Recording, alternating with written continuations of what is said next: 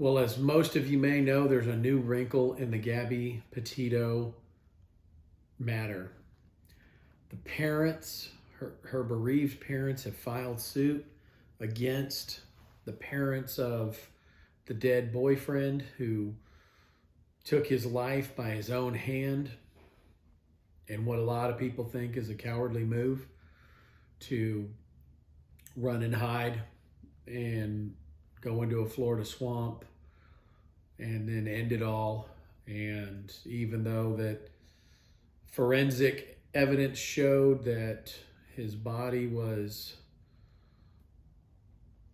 probably gnawed on for many months as it was submerged underwater before it was found, when that area dried out in the latter months of the year. The new wrinkle is, a lot of people feel that's just not enough. And the new wrinkle is that the parents of Gabby are bringing a civil claim against the parents of Brian Laundrie for aiding and abetting, conspiring to help him return from their trip west where he murdered Gabby and buried her, and then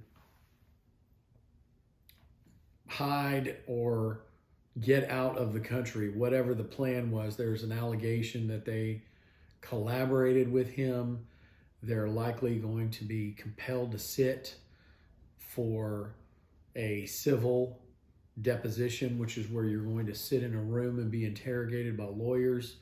And a big risk there is that they could take their right to silence under the state and federal constitutions. And if they do so, the parents of Gabby get the inference that anything that they took their right to silence on would have been harmful to them and good for the case of civil damages for conspiring to cover up in those initial days and to get Brian home and then out of the country, or however far the conspiracy is alleged and turns out, whether it has merit or not, how far they can go with that theory.